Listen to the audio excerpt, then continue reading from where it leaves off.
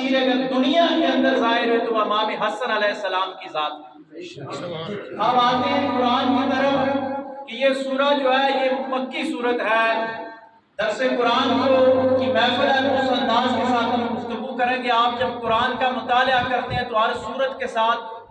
ایک چیز لکھی ہوتی ہے کہ یہ سورت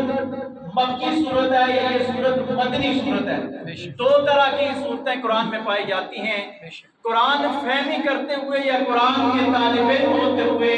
کبھی آپ نے غور کیا ہے کہ قرآن کی ہر صورت میں یہ تعارف کیوں پیش کیا جا رہا ہے کہ یہ مکی صورت ہے یا یہ مدنی صورت ہے؟ اس کی بہت ساری وجوہات ہیں، لیکن میں عصر حاضر کے ساتھ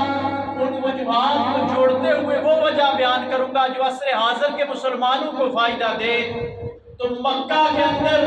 مسلمان اقلیت کے اندر تھے،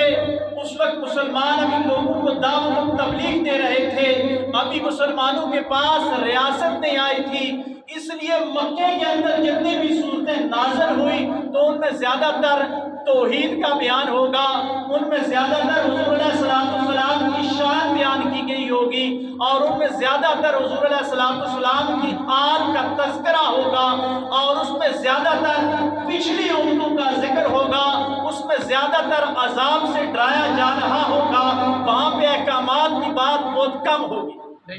لیکن یہی قرآن کا اسلوب دیکھیے کہ یہ قرآن جب ہجرت کے بعد نازل ہونا شروع ہو جاتا ہے، جب مدینہ میں پہلی اسلامی فلاحی ریاست بن جاتی ہے، نبی کریم صلی اللہ علیہ وآلہ وسلم کی نظریاتی زمین مکہ میں جو تیار ہوئی تھی وہ مدینہ میں فصل دینا شروع ہو جاتی ہے، تو وہاں آ کے پھر مدنی صورتوں کا جو ذوق ہے، جو نظریہ ہے اور